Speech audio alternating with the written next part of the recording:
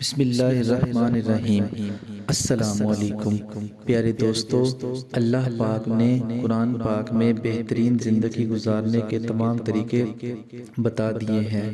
جو اس پر عمل کرتا ہے وہ دنیا اور آخرت میں کامیاب ہو جاتا ہے، جو اس پر عمل نہیں کرتا وہ دنیا میں نہ صحیح آخرت میں عذاب کا حقدار ضرور ہوتا ہے۔ اسی طرح سے میں آج آپ لوگوں کی خدمت میں ایک سچا واقعہ لے کر آیا ہوں۔ ایک شخص قبرستان کے پاس سے گزر رہا تھا کہ اس نے کسی قبر سے یہ آواز سنی کہ مجھے باہر نکالو، میں زندہ ہوں۔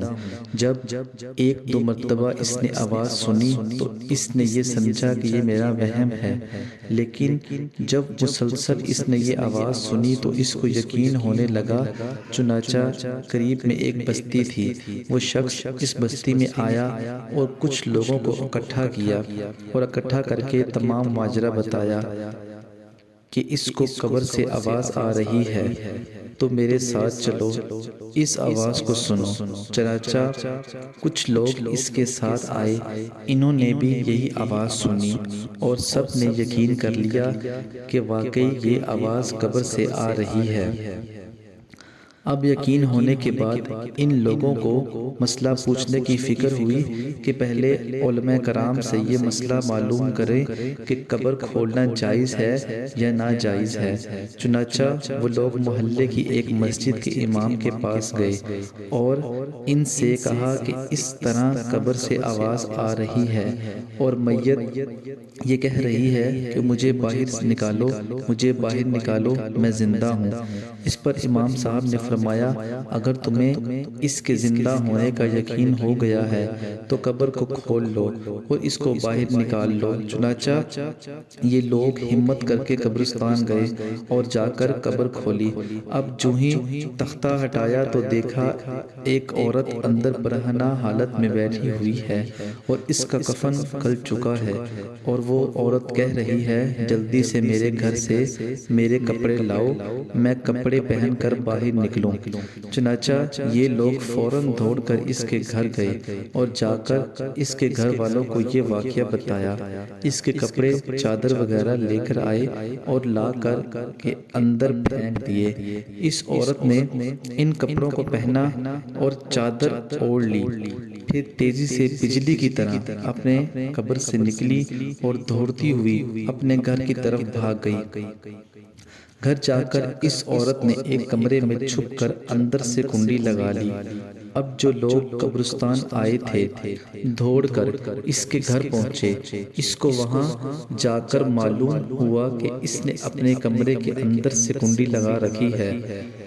ان لوگوں نے دستخط دی اور کنڈی کھولو۔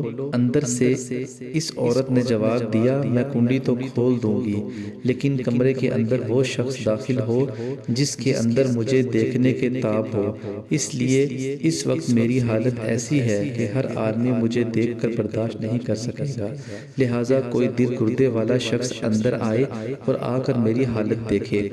اب سب لوگ اندر جانے سے ڈر رہے تھے، مگر دو چار آدمی مضبوط دل والے تھے، انہوں نے کہا کہ تم کنڈی کھولو، ہم اندر آئیں گے۔ اس نے کنڈی کھول دی اور کچھ لوگ اندر چلے گئے۔ لوگوں نے اندر جا کر دیکھا وہ عورت اپنے آپ کو چادر میں چھپائے بیٹھی تھی۔ جب وہ لوگ اندر پہنچے تو انہوں نے اس عورت سے سب سے پہلے اپنا سر ہٹا کر دکھایا۔ ان لوگوں نے دیکھا کہ اس کے سر پر ایک بال بھی نہیں ہے، وہ بالکل خالی کھوپڑی ہے، نہ اس پر بال ہے نہ کھال ہے، صرف خالی ہڈی ہی ہڈی ہے۔ لوگوں نے اس سے پوچھا، تیرے بال کہاں گئے؟ ننگے سر گھر سے باہر نکلا کرتی تھی۔